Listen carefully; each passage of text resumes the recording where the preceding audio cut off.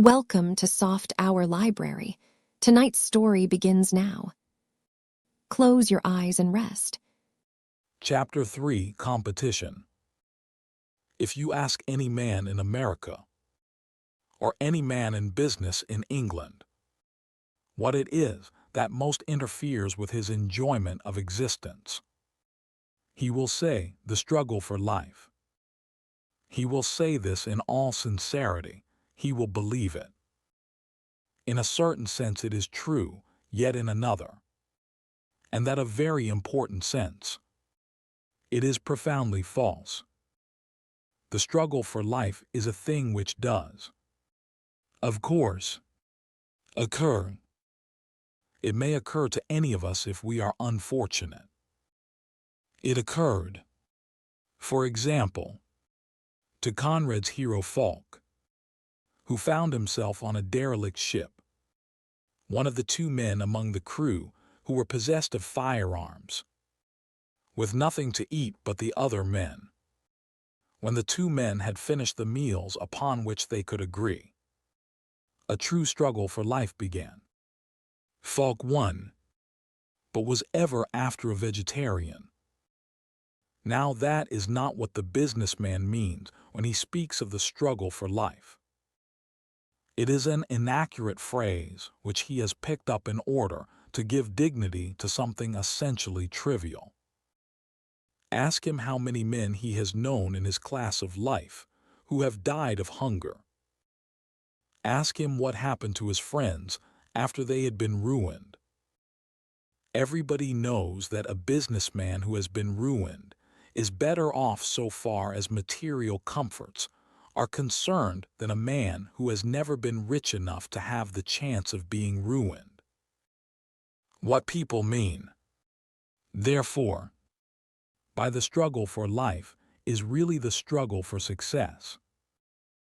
What people fear when they engage in the struggle is not that they will fail to get their breakfast next morning, but that they will fail to outshine their neighbors. It is very singular how little men seem to realize that they are not caught in the grip of a mechanism from which there is no escape, but that the treadmill is one upon which they remain merely because they have not noticed that it fails to take them up to a higher level. I am thinking, of course, of men in higher walks of business, men who already have a good income and could, if they chose, live on what they have. To do so would seem to them shameful, like deserting from the army in the face of the enemy. Though if you ask them what public cause they are serving by their work, they will be at a loss to reply as soon as they have run through the platitudes to be found in the advertisements of the strenuous life. Consider the life of such a man. He has, we may suppose, a charming house, a charming wife, and charming children. He wakes up early in the morning while they are still asleep and hurries off to his office. There it is his duty to display the qualities of a great executive. He cultivates a firm jaw, a decisive manner of speech, and an air of sagacious reserve calculated to impress everybody except the office boy. He dictates letters, converses with various important persons on the phone, studies the market, and presently has lunch with some person with whom he is conducting or hoping to conduct a deal. The same sort of thing goes on all the afternoon. He arrives home, tired, just in time to dress for dinner. At dinner he and a number of other tired men have to pretend to enjoy the company of ladies who have no occasion to feel tired yet.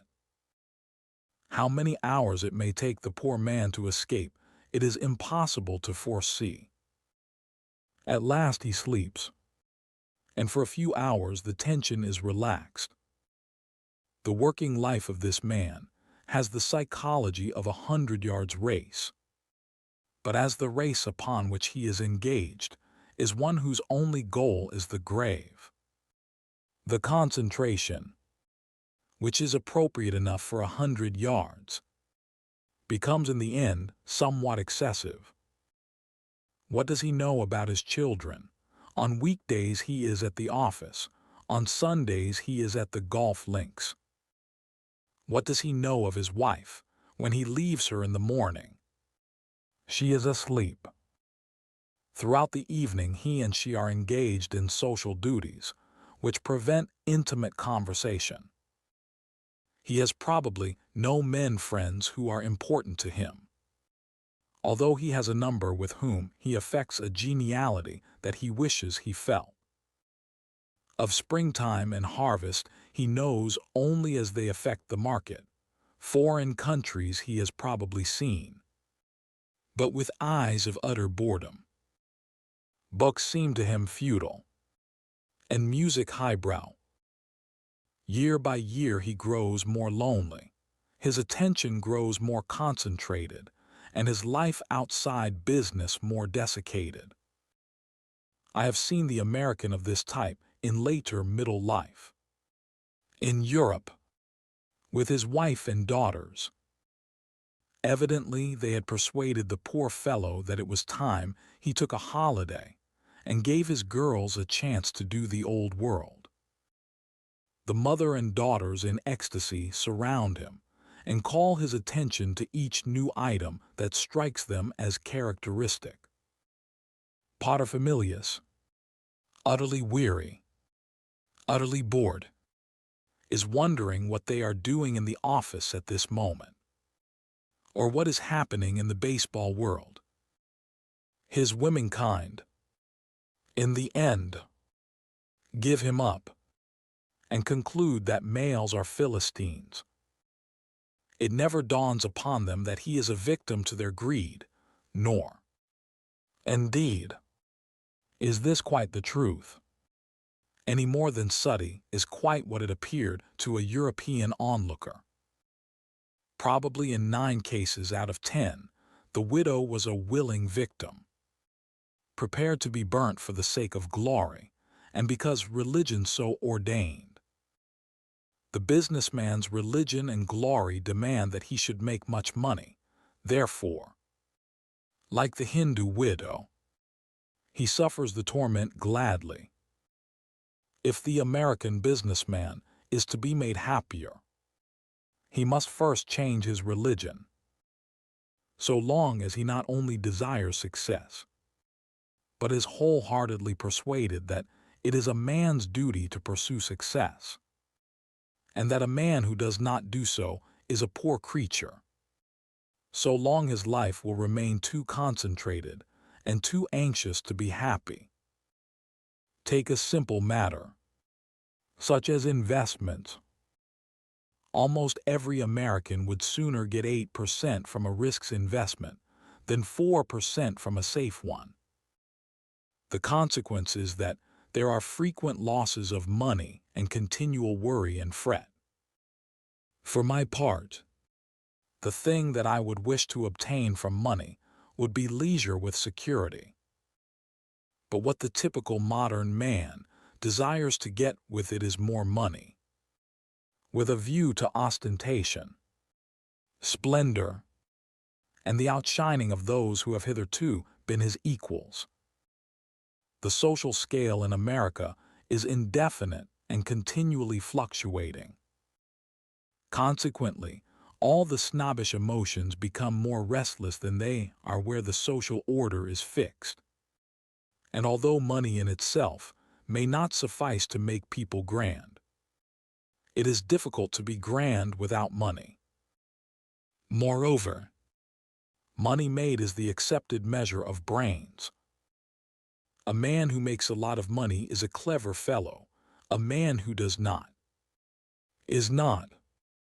Nobody likes to be thought a fool. Therefore, when the market is in ticklish condition, a man feels the way young people feel during an examination. I think it should be admitted that an element of genuine though irrational fear as to the consequences of ruin frequently enters into a businessman's anxieties. Arnold Bennett's Clayhanger, however rich he became, continued to be afraid of dying in the workhouse. I have no doubt that those who have suffered greatly through poverty in their childhood are haunted by terrors lest their children should suffer similarly, and feel that it is hardly possible to build up enough millions as a bulwark against this disaster. Such fears are probably inevitable in the first generation, but they are less likely to afflict those who have never known great poverty.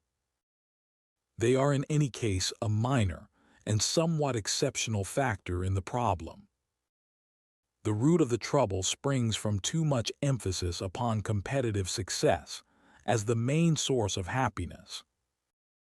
I do not deny that the feeling of success makes it easier to enjoy life. A painter, let us say, who has been obscure throughout his youth, is likely to become happier if his talent wins recognition. Nor do I deny that money, up to a certain point, is very capable of increasing happiness beyond that point. I do not think it does so. What I do maintain is that success can only be one ingredient in happiness, and is too dearly purchased if all the other ingredients have been sacrificed to obtain it. The source of this trouble is the prevalent philosophy of life in business circles. In Europe, it is true, there are still other circles that have prestige. In some countries there is an aristocracy, in all there are the learned professions, and in all but a few of the smaller countries the army and the navy enjoy great respect.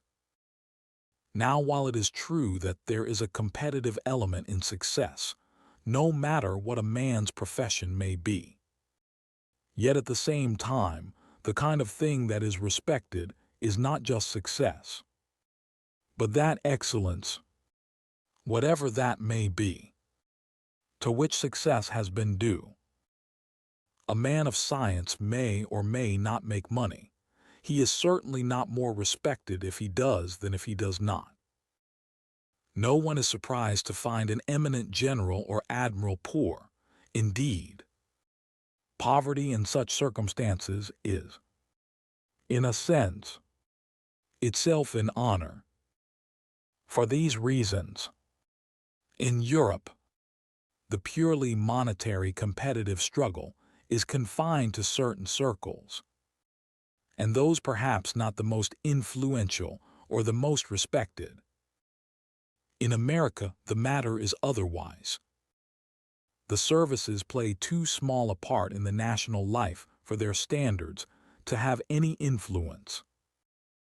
As for the learned professions, no outsider can tell whether a doctor really knows much medicine, or whether a lawyer really knows much law, and it is therefore easier to judge of their merit by the income to be inferred from their standard of life. As for professors, they are the hired servants of businessmen, and as such will less respect than is accorded to them in older countries. The consequence of all this is that in America, the professional man imitates the businessman, and does not constitute a separate type as he does in Europe. Throughout the well-to-do classes, therefore, there is nothing to mitigate the bare, undiluted fight for financial success.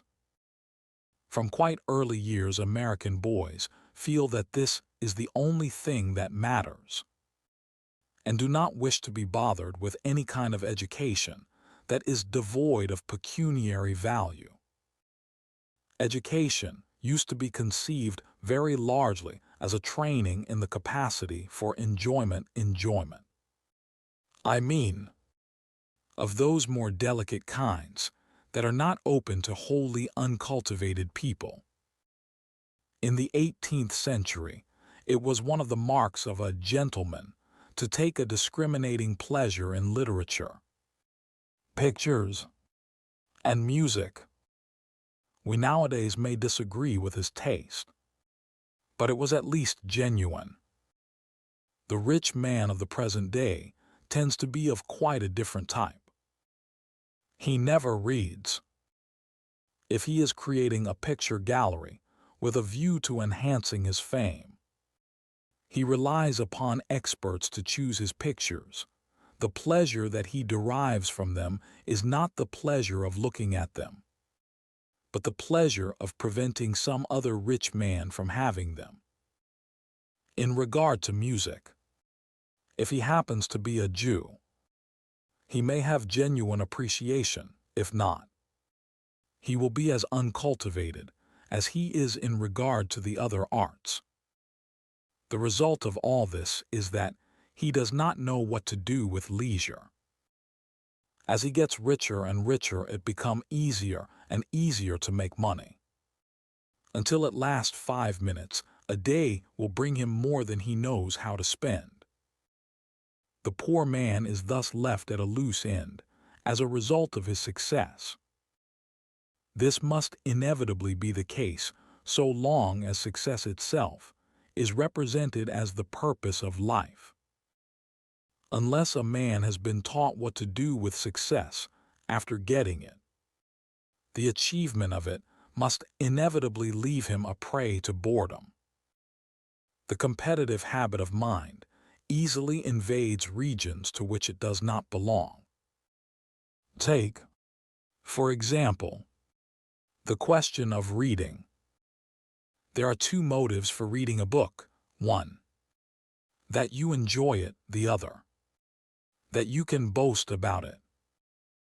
It has become the thing in America for ladies to read, or seem to read, certain books every month. Some read them. Some read the first chapter. Some read the reviews. But all have these books on their tables. They do not, however, read any masterpieces. There has never been a month when Hamlet or King Lear has been selected by the book clubs. There has never been a month when it has been necessary to know about Dante.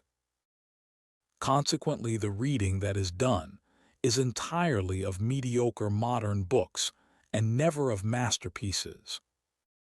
This also is an effect of competition, not perhaps wholly bad, since most of the ladies in question, if left to themselves, so far from reading masterpieces, would read books even worse than those selected for them by their literary pastors and masters. The emphasis upon competition in modern life is connected with a general decay of civilized standards, such as must have occurred in Rome after the Augustan age. Men and women appear to have become incapable of enjoying the more intellectual pleasures. The art of general conversation, for example, brought to perfection in the French salons of the 18th century, was still a living tradition 40 years ago. It was a very exquisite art, bringing the highest faculties into play for the sake of something completely evanescent. But who in our age cares for anything so leisurely? In China, the art still flourished in perfection 10 years ago. But I imagine that the missionary ardor of the nationalists has, since then, swept it completely out of existence. The knowledge of good literature, which was universal among educated people 50 or 100 years ago, is now confined to a few professors. All the quieter pleasures have been abandoned. Some American students took me walking in the spring through a wood on the borders of their campus. It was filled with exquisite wild flowers, but not one of my guides knew the name of even one of them. What use would such knowledge be? It could not add to anybody's income. The trouble does not lie simply with the individual, nor can a single individual prevent it in his own isolated case. The trouble arises from the generally received philosophy of life, according to which life is a contest, a competition, in which respect is to be accorded to the victor. This view leads to an undue cultivation of the will at the expense of the senses and the intellect. Or possibly, in saying this, we may be putting the cart before the horse. Puritan moralists have always emphasized the will in modern times, although originally it was faith upon which they laid stress.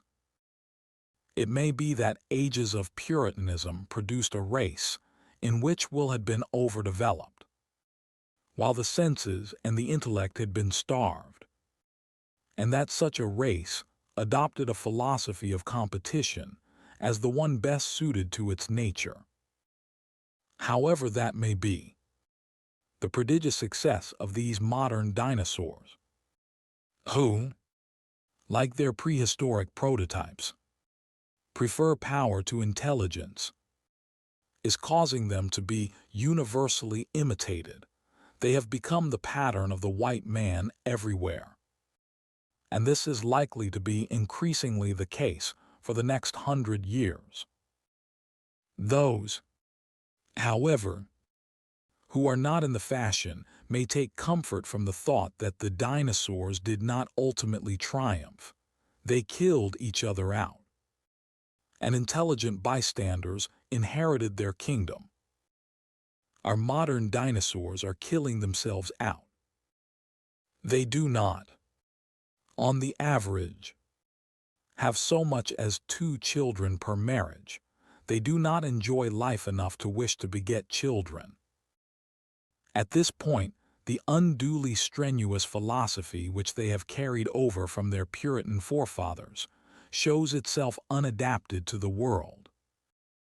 Those whose outlook on life causes them to feel so little happiness that they do not care to beget children are biologically doomed. Before very long, they must be succeeded by something gayer and jollier. Competition considered as the main thing in life is too grim, too tenacious, too much a matter of taut muscles and intent will, to make a possible basis of life for more than 1 or 2 generations at most. After that length of time, it must produce nervous fatigue, various phenomena of escape, a pursuit of pleasures as tense and as difficult as work, since relaxing has become impossible, and in the end, a disappearance of the stock through sterility. It is not only work that is poisoned by the philosophy of competition. Leisure is poisoned just as much. The kind of leisure which is quiet and restoring to the nerves comes to be felt boring. There is bound to be a continual acceleration, of which the natural termination would be drugs and collapse. The cure for this lies in admitting the part of sane and quiet enjoyment in a balanced ideal of life. Chapter 4: Boredom and Excitement. Boredom as a factor in human behavior has received, in my opinion, far less attention than it deserves. It has been, I believe, one of the great motive powers throughout the historical epoch, and is so at the present day more than ever. Boredom would seem to be a distinctively human emotion. Animals in captivity, it is true, become listless, pace up and down, and yawn, but in a state of nature, I do not believe that they experience anything analogous to boredom. Most of the time, they are on the lookout for enemies, or food, or both. Sometimes they are mating. Sometimes they are trying to keep warm. But even when they are unhappy, I do not think that they are bored. Possibly anthropoid apes may resemble us in this respect, as in so many others. But having never lived with them, I have not had the opportunity to make the experiment. One of the essentials of boredom consists in the contrast between present circumstances and some other more agreeable circumstances, which force themselves irresistibly upon the imagination. It is also one of the essentials of boredom that one's faculties must not be fully occupied. Running away from enemies who are trying to take one's life is, I imagine, unpleasant, but certainly not boring.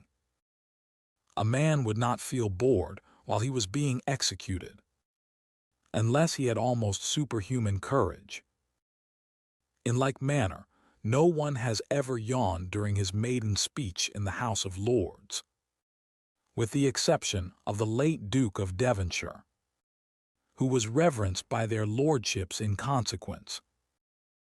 Boredom is essentially a thwarted desire for events, not necessarily pleasant ones, but just occurrences such as will enable the victim of ennui to know one day from another. The opposite of boredom, in a word, is not pleasure, but excitement. The desire for excitement is very deep-seated in human beings, especially in males. I suppose that in the hunting stage it was more easily gratified than it has been since. The chase was exciting. War was exciting. Courtship was exciting. A savage will manage to commit adultery with a woman while her husband is asleep beside her, knowing that it is instant death if the husband wakes. This situation, I imagine, is not boring, but with the coming of agriculture life began to grow dull. Except, of course, for the aristocrats, who remained, and still remain, in the hunting stage. We hear a great deal about the tedium of machine minding, but I think the tedium of agriculture by old-fashioned methods is at least as great. Indeed, contrary to what most philanthropists maintain, I should say that the machine age has enormously diminished the sum of boredom in the world. Among wage earners, the working hours are not solitary, while the evening hours can be given over to a variety of amusements that were impossible in an old-fashioned country village. Consider again the change in lower middle-class life. In old days, after supper, when the wife and daughters had cleared away the things, everybody sat round and had what was called a happy family time. This meant that paterfamilias went to sleep. His wife knitted, and the daughters wished they were dead or at Timbuktu.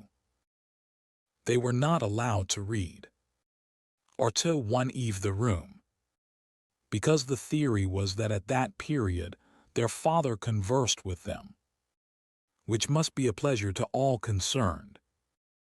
With luck they ultimately married, and had a chance to inflict upon their children a youth as dismal as their own had been. If they did not have luck, they developed into old maids, perhaps ultimately into decayed gentlewomen, a fate as horrible as any that savages have bestowed upon their victims. All this weight of boredom should be borne in mind in estimating the world of 100 years ago. And when one goes further into the past, the boredom becomes still worse. Imagine the monotony of winter in a medieval village. People could not read or write. They had only candles to give them light after dark. The smoke of their one fire filled the only room that was not bitterly cold. Roads were practically impassable, so that one hardly ever saw anybody from another village.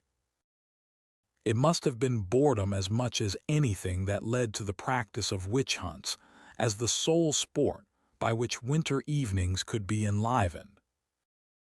We are less bored than our ancestors were, but we are more afraid of boredom.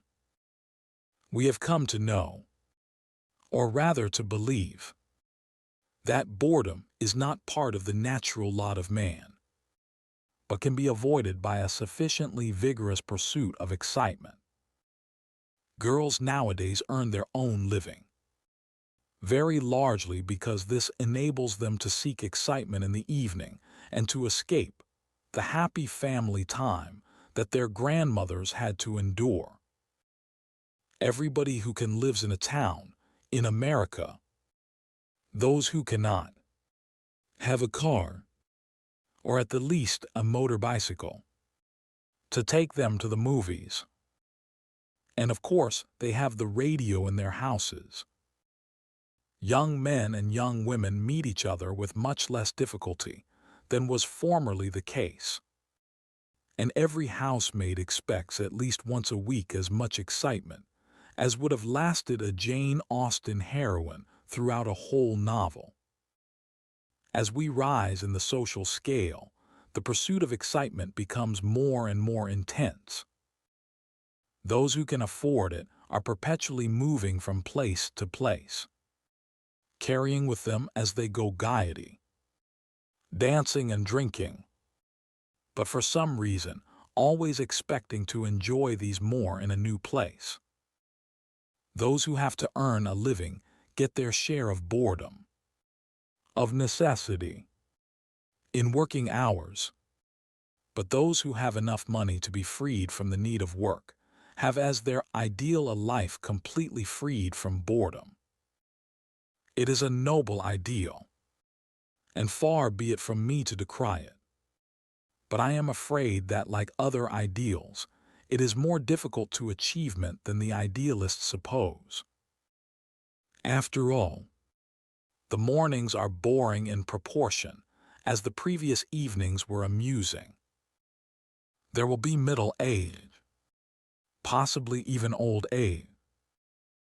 At 20 men think that life will be over at 30. I, at the age of 58, can no longer take that view. Perhaps it is as unwise to spend one's vital capital as one's financial capital. Perhaps some element of boredom is a necessary ingredient in life. A wish to escape from boredom is natural, indeed. All races of mankind have displayed it as opportunity occurred. When savages have first tasted liquor at the hands of the white men, they have found at last an escape from age-old tedium. And, except when the government has interfered, they have drunk themselves into a riotous death. Wars, pogroms, and persecutions have all been part of the flight from boredom. Even quarrels with neighbors have been found better than nothing. Boredom is therefore a vital problem for the moralist, since at least half the sins of mankind are caused by the fear of it. Boredom, however, is not to be regarded as wholly evil. There are two sorts, of which one is fructifying, while the other is stultifying. The fructifying kind arises from the absence of drugs, and the stultifying kind from the absence of vital activities. I am not prepared to say that drugs can play no good part in life whatsoever.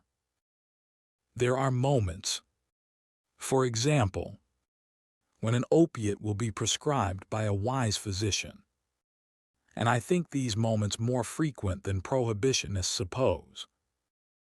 But the craving for drugs is certainly something which cannot be left to the unfettered operation of natural impulse.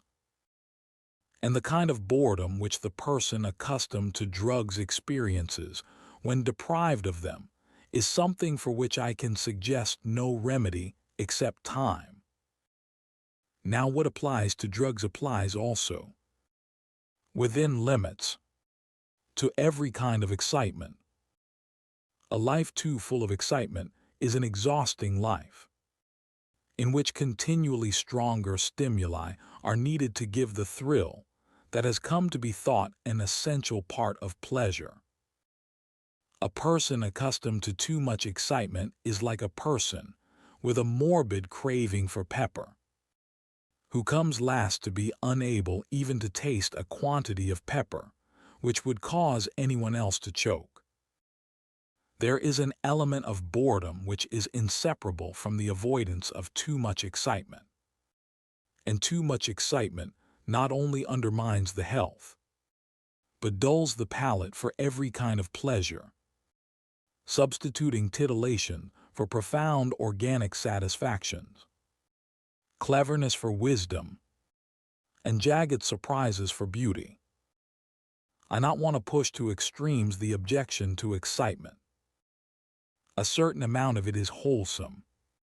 But, like almost everything else, the matter is quantitative. Too little may produce morbid cravings. Too much will produce exhaustion.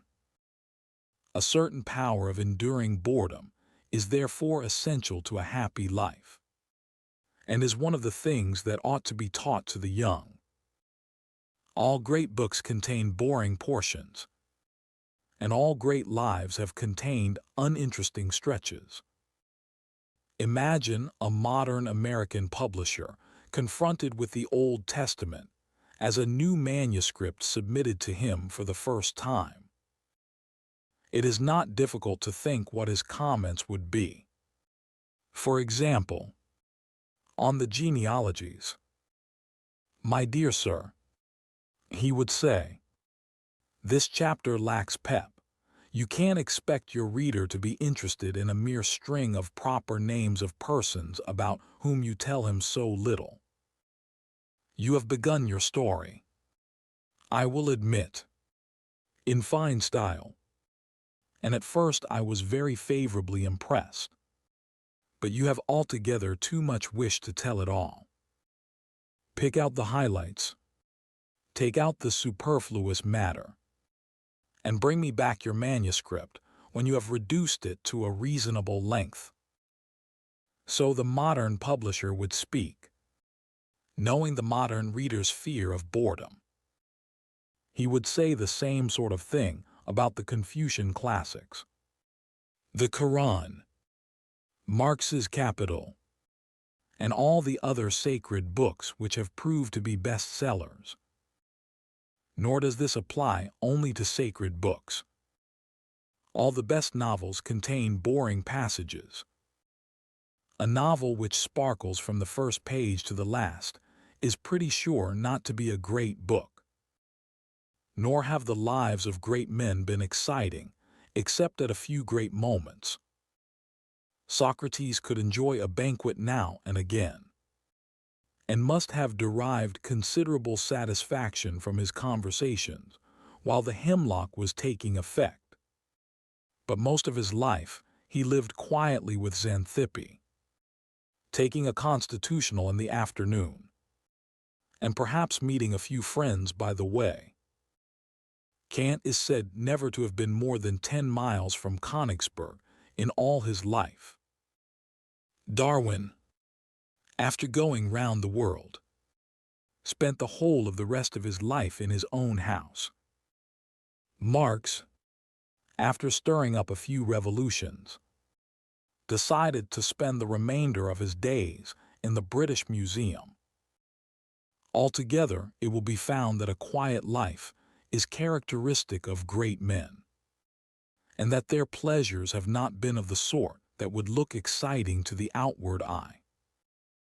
No great achievement is possible without persistent work, so absorbing and so difficult that little energy is left over for the more strenuous kinds of amusement, except such as serve to recuperate physical energy during holidays, of which alpine climbing may serve as the best example. The capacity to endure a more or less monotonous life is one which should be acquired in childhood. Modern parents are greatly to blame in this respect. They provide their children with far too many passive amusements, such as shows and good things to eat, and they do not realize the importance to a child of having one day like another. Except, of course, for somewhat rare occasions.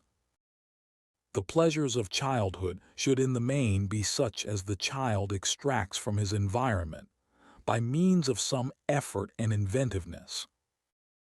Pleasures which are exciting and at the same time involve no physical exertion. Such, for example, as the theater, should occur very rarely.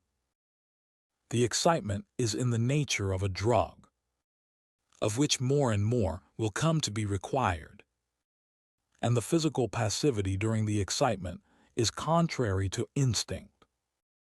A child develops best when, like a young plant, he is left undisturbed in the same soil. Too much travel, too much variety of impressions, are not good for the young, and cause them as they grow up to become incapable of enduring fruitful monotony.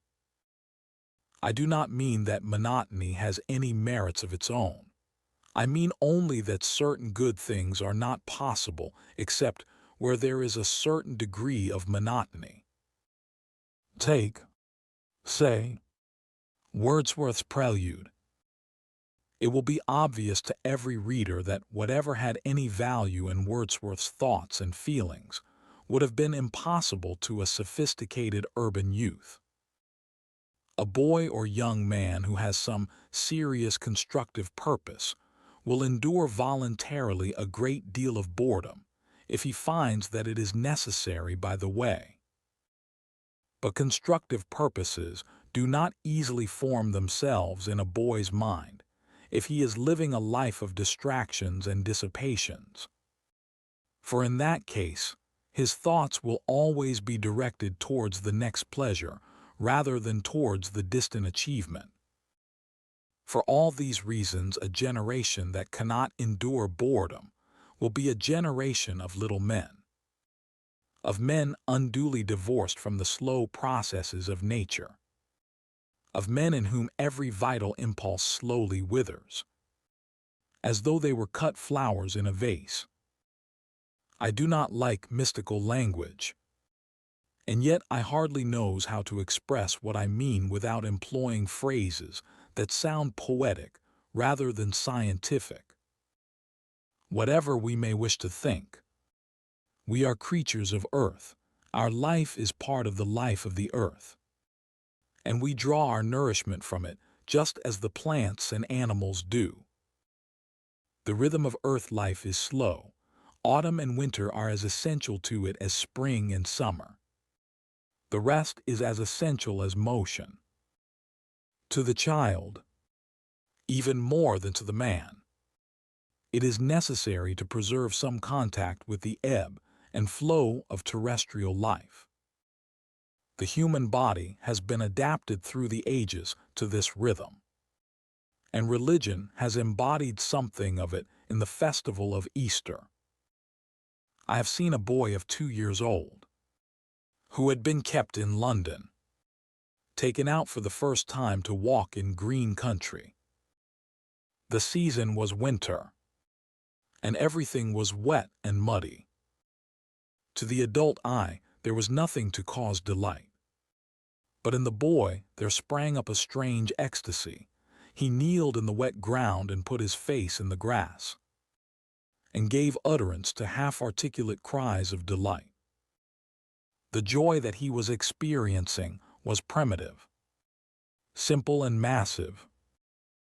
The organic need that was being satisfied is so profound that those in whom it is starved are seldom completely sane. Many pleasures, of which we may take gambling as a good example, have in them no element of this contact with earth. Such pleasures, in the instant when they cease, leave a man feeling dusty and dissatisfied, hungry for he knows not what. Such pleasures bring nothing that can be called joy. Those, on the other hand, that bring us into contact with the life of the earth have something in them profoundly satisfying. When they cease, the happiness that they brought remains, although their intensity while they existed may have been less than that of more exciting dissipations. The destination that I have in mind runs through the whole gamut from the simplest to the most civilized occupations. The 2-year-old boy whom I spoke of a moment ago displayed the most primitive possible form of union with the life of earth. But in a higher form, the same thing is to be found in poetry. What makes Shakespeare's lyrics supreme is that they are filled with this same joy that made the 2-year-old embrace the grass. Consider hark, hark, the lark, or come unto these yellow sands. You will find in these poems the civilized expression of the same emotion that in our 2-year-old could only find utterance in inarticulate cries. Or, again, consider the difference between love and mere sex attraction. Love is an experience in which our whole being is renewed and refreshed, as is that of plants by rain after drought. In sex intercourse without love, there is nothing of this. When the momentary pleasure is ended, there is fatigue, disgust, and a sense that life is hollow. Love is part of the life of earth. Sex without love is not. The special kind of boredom from which modern urban populations suffer is intimately bound up with their separation from the life of earth. It makes life hot and dusty and thirsty, like a pilgrimage in the desert, among those who are rich enough to choose their way of life. The particular brand of unendurable boredom from which they suffer is due, paradoxical as this may seem, to their fear of boredom. In flying from the fructifying kind of boredom, they fall a prey to the other far worse kind. A happy life must be to a great extent a quiet life, for it is only in an atmosphere of quiet that true joy can live.